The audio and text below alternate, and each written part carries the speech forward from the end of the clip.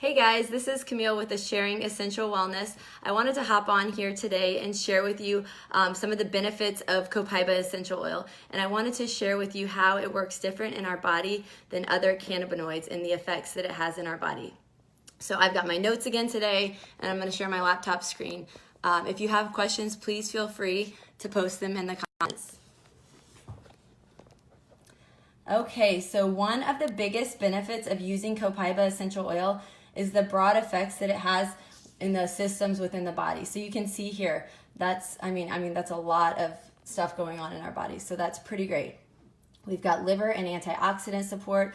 We've got cardiovascular health, sustained proper immune response. It helps with digestive support. It helps support proper neurological function and proper respiratory function. Okay, so we are going to start by understanding the endocannabinoid system so we can see how Copaiba works differently in our bodies than some of the other endocannabinoids that we are going to talk about. Okay, so the endocannabinoid system can actually be broken down into these two categories. Sorry, I'm trying to back up my phone, but it's kind of difficult to get it all in. We've got the CB1 receptors and the CB2 receptors. So the CB1 receptors, those primarily influence the brain and the central nervous system. The CB2 receptors, which you can see I've highlighted in red, that's what we're concerned with Copaiba. So we'll get to that a little bit later. But those are primarily outside of the central and nervous system. So they focus primarily on the endocrine system, which is your glandular system and your chemical response of your body, which is super important to have good consistency in those areas. So that's another reason, which we'll get to, why Copaiba could be a good daily use oil for you. And then you've got your immune system. I mean, we're approaching cold and flu season.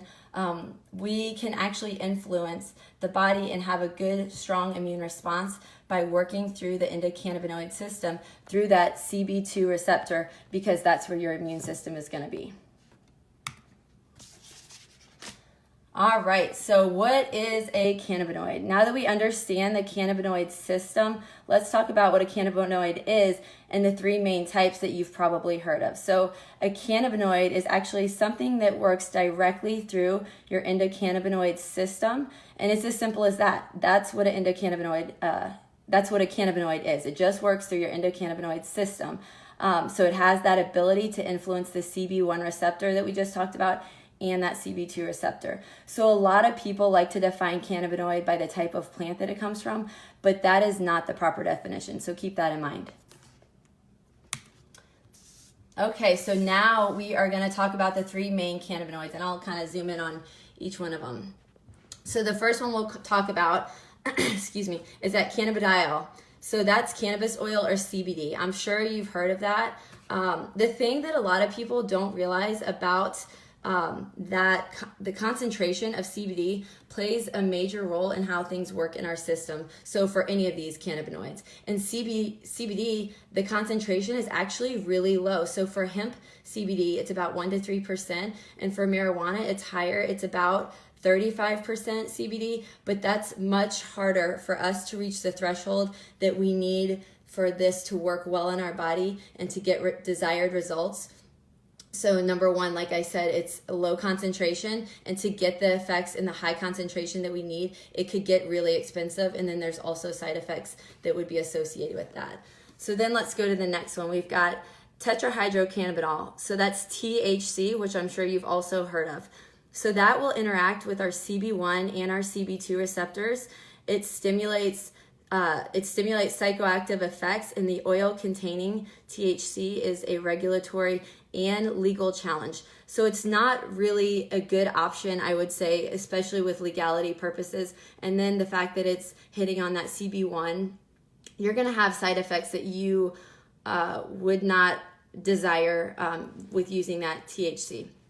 So what doTERRA was doing is we were looking for something different than both of these, but we knew we wanted something that was going to hit on that CB2 receptor. And so doTERRA wanted to isolate something that would have a good broad spectrum activity over the whole endocannabinoid system, but without the unwanted outcomes that are sometimes associated with those previous two, the CBD and the THC.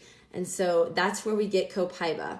Copaiba is it's rich in a very specific cannabinoid. So it's beta-caryophyllene. So beta-caryophyllene, it's actually not a new concept. It's not the only essential oil that we have that has beta-caryophyllene in it, but the concentration is unmatched. So we do have black pepper, melissa, or even oregano has small traces of the beta-caryophyllene, but the amount in Copaiba is so concentrated that the benefits you're going to receive from using Copaiba is just, you're not going to get it from any other essential oil. So keep that in mind.